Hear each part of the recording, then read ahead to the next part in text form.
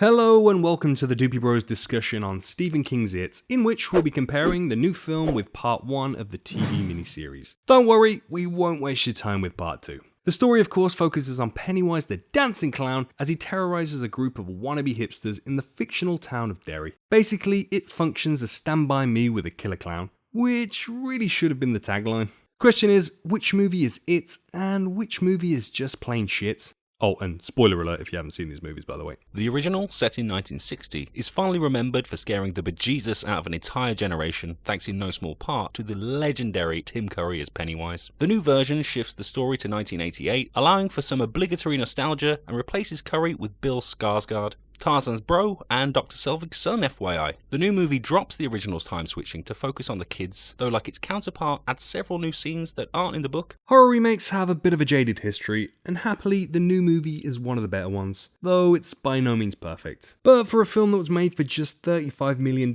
you have to say New Line did a pretty good job. In fairness, they resisted the temptation to do a watered down PG-13 version, and judging by the box office receipts and user reviews, the remake has gone down very well with audiences. The original was made on a clown shoestring budget of $12 million, which is $11.5 million per part when adjusted for balloons. Sorry, inflation. The miniseries is very much a product of its time, with all the signifiers of shitty 90s TV, soap opera acting, cheesy dialogue, and lots of terrible transitions. Wait for it. Wait for it. There it is. Oh, and look, it's the cigarette-smoking man from the X-Files. Stop motion animation aside, part 1 mostly holds up, and though it's very easy to dismiss the film on its technical shortcomings, like the visible join where Pennywise's wig meets Curry's head, it's a bit unfair when the film does so many things right. The remake definitely raises the bar in terms of production values, and as modern horror movies tend to, it relies heavily on CGI to enhance the scares. While it's pretty good for the most part, a few less than impressive shots do stand out. Like the balloons. Obviously they needed the effect for certain scenes, but for the others, why did the producers spend money on CGI balloons that look terrible? Does helium not float the same in Derry as it does in real world locations? By contrast, none of this hampered the original in any way. See?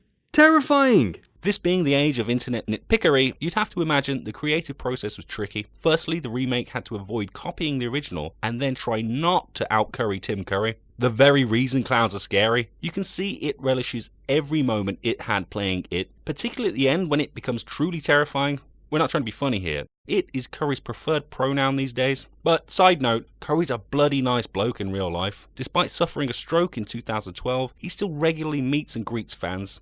Even the Kingpin. Much like Sideshow Bob, Skarsgard had some very big shoes to fill, but thankfully he's one of the best things about the film, though there are still some problems. Looking back, Curry's not scary because of the way he looks. His makeup is subtle, well, as subtle as it gets for a clown. It's just enough to be unnerving. It's his performance that gets you. Behind the somewhat affable exterior, he's filled with contempt, drawing kids in with a smile, then tearing them apart with razor-sharp teeth once he's gained their trust. Much like Hollywood with child actors. Turns out this was all thanks to Curry insisting there be less makeup after previous bad experiences. No, not that one.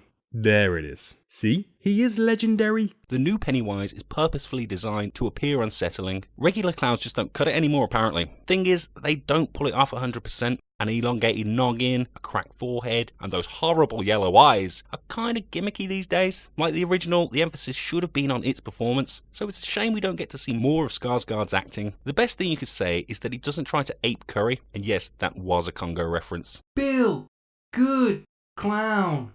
Bill, pretty. He makes the role his own and is at his best when delving into Pennywise's playful innocence, an idea Skarsgård dreamt up as a reflection of the kids he haunts. Thing is, we don't really see much more of this after his initial encounter with Georgie. But hey, at least we got to see him dance. So the conundrum becomes, how do you achieve genuine scares when Curry's covered all the creepy pedo bases? Well, it ain't by making everything a jump scare, and by throwing in every horror cliche since the dawn of cinema. Though some of the scenes do manage a level of creepiness, particularly the one with this guy, much of it descends into unintentionally silly horror. Just one example is the scene where Pennywise goes Super Mario and breaks through the projector screen giant size. The horror is so generic in the remake that it almost negates what the kids are individually afraid of, i.e. the whole point of the movie. For the filmmakers, Pennywise isn't trying to scare the kids, he's trying to scare everyone, and as a result, doesn't really scare anyone. As a result, scenes in the remake feel very disjointed, as if they belong in different movies, and since all the parts are assembled this way, it becomes an almost paint-by-numbers affair. The remake also lacks a certain subtlety when it comes to its horrific elements. Rather than hinting, it shows everything. As Pennywise points out, they all flow, which in the book refer to dead bodies floating in the sewer water. In the remake, there are actual levitating bodies which form some kind of creepy mobile. Because differences. It's a cool visual, I suppose, but very OTT. Interestingly, Cary Fukunaga, previously slated to direct, intended his version to be much more cerebral, showing less and suggesting more. This obviously clashed with producers, leading to his departure from the project. But hey, that's Hollywood for you. This ain't to say the original's a masterpiece, and far from it. Like the remake, it suffers from an inherent problem known as Stephen King-itis. It's a widely known affliction that's hampered several promising adaptations. There's just too much crazy to cram in. The novel is over 1,100 pages filled with some of the most mind-boggling and downright depraved concepts. Front and back! For those of you who haven't read the book, let's just say Bev does more than kiss the boys down in the sewers. Just go Google it. We'll wait. With this in mind, both films do a good job of whittling down the plot, though they're still in the weeds. The 1990 version was originally conceived as a four-parter that fully explored the lengthy source material, and while it would have been nice to see an appearance from Maturin the turtle, the original just about conveys the story's essence over 3 hours. The present-day scenes help flesh out the characters, albeit at the expense of pacing, but the biggest problem is the atrocious adult actors. Even John Ritter succumbs to the melodrama, God bless his soul.